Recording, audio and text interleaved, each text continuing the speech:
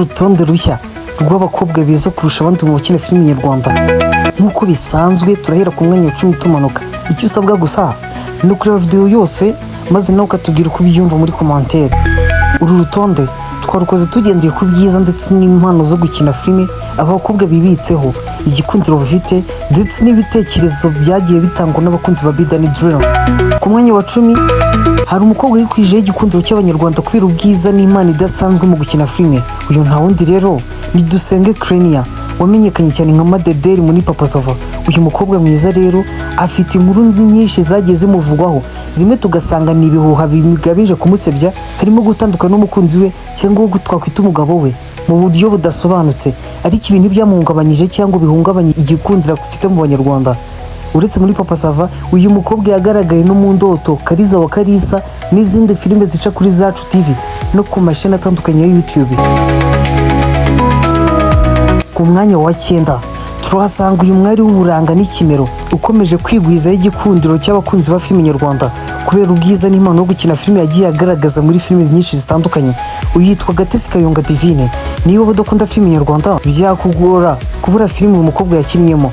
Niba wari gukunda cyangwa se wararebye agace gatoya kuri filime ya Kariza bica kuri Zacu TV, wese ubyumva cyane. Yakinnye no mu zindi filime cyane zakozwe cyane, harimo nka The Secret aho yakinnye yitwa Tesi ndetse n'izindi. Tugeze ku mwanya wa 8, aha turasanga umukobwa mwiza w'ikimero ndetse n'impano zitandukanye. Uyu rero yitwa Salanda Oliver. Niba wararebye The Secret nta kugishidikanya uyu mukobwa uramuzi cyane, ndetse n'impano ye yo gukina filime twavuga ko impano ye yo gukina filime ariyo yatumye amenyekana cyane.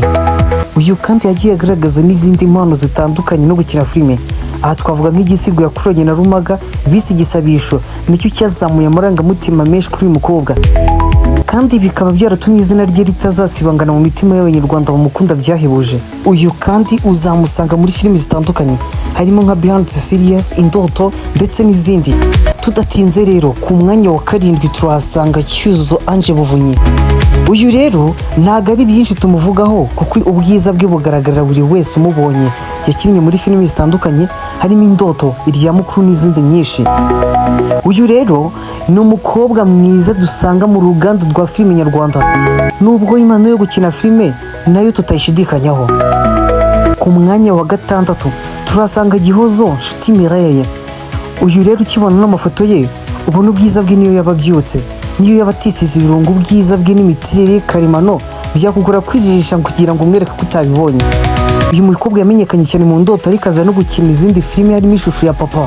Ubwiza bw'uyu mukobwa ndetse n'impano idasanzwe mu gukina filime nibyo byatumye tumushyira ku mwanya wa 6 kuri uru rutonde. Mbere yuko twinjira muri top 5, ndagusaba amasegonda makeya cyane yo gutera inkunga icano n'ibiganiro byiza tubagezeho mukabireba.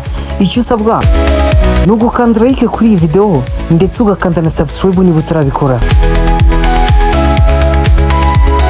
Twakomeje no ku mwanya wa 5. Aha turasanga umwari w'ikimero yamenyekanye cyane muri filime yitwa Isirizi aho yakinnye yitwa Betty. Uyu rero amazina yiswe n'ababyeyi yitwa Mutako Sonia. Izindi filime yakinnyemo twavuga Papa Sava, Kariza wa Karisa ndetse n'izindi. Izi filime rero nizo yagaragarijemo impano yo gukina filime ndetse muzamurira igikundiro mu bakunzi ba filime nyarwanda. Nubwo rwose we ngo yakuze yifuza gukora mu ndege, uyu mwari w'inseko idasanzwe yasajije benshi muramuba mureba, byari kuba yikosa iyo tutamushyira kuri urutonde. Twihuza cyane rero ku mwanya wa 4 turasanga Iradukunda Nadine Nana. Uyu mukobwa mwiza udasanzwe afite n'impano idasanzwe, uburyo arebamo abenshi bemeza ko ubwiza bwe ari karemano ndetse ko ashobora kuba ari no mu bakobwa b'abanyabwenge bari mu bakina filime nyarwanda. Uyu mukobwa yatangiye kugaragara cyane ubwo yakinaga muri seri ikunzwe cyane, ariko akaba yarakinnye no mu zindi filime nyinshi harimo nka Yemoya, Behind, Stimade ndetse n'izindi. Afite impano idasanzwe ndetse rwose igikundira abanyarwanda bamuhaye aragikwiye rwose. Uyu mukobwa rero akaba ari ku mwanya wa 4 mu bakobwa 10 beza ndetse bakunzwe kurusha abandi muri sinema nyarwanda. Ku mwanya wa 3 hari Nyambo Jessica. Uyu bamwe bemeza ko ari wo wa mbere mu bakobwa beza bakina filime nyarwanda, ariko kuko twe duca imanza zitabera twahisemo kumushyira kuri uyu mwanya kuko abari imbere baramurenze rwose. uyu Nyambo Jessica ni umunyarwandakazi uzwi cyane mu myidagaduro yo mu Rwanda. Yamenyekanye muri filime za Kiramani, aha twavuga nka My Heart n'izindi zica ku muyoboro wa YouTube zitandukanye. Ariko none tutibagiwe ko afite YouTube channel ye yise Miss Nyambo, hariho filime ze harimo nka The Message n'iyitwa Ibanga iri mu bimwinjiriza agatubutse, ndetse akaba ari no mu bakobwa bahagaze neza ku ikofi. Tuvuze Nyambo ntabwo twakwirengagiza by'urukundo rwe na Titi Brown, aho rwose bamwe batekereza ko aba bashobora kuzabana nk'umugore n'umugabo nk'uko namwe mujye mubikomozaho. Nyambo Jessica afite ubwiza, impano ndetse n'igikundiro ku buryo kutamushyira ku rutonde byaba bisa nko kwirengagiza ukuri.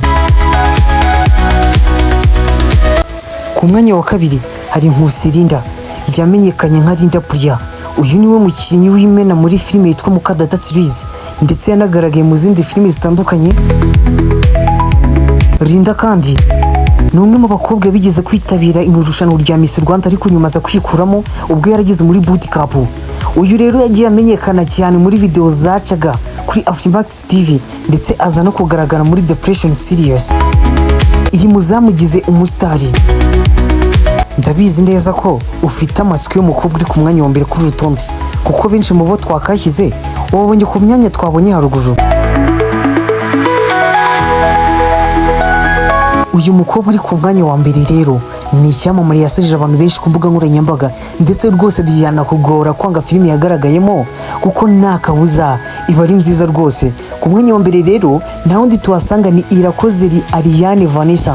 Uyu yamenyekanye cyane ubwo yakinaga muri seri yitwa Maya, akaba ari nawe wakinnye yitwa Maya muri iyi filime. Usibye iyi filime kandi yakinnye no mu zindi filime zitandukanye nazo zakunzwe cyane, harimo nka The Secret aho yakinnye yitwa Albine, ndetse no muri Stimade aho yakinnye yitwa Sheila.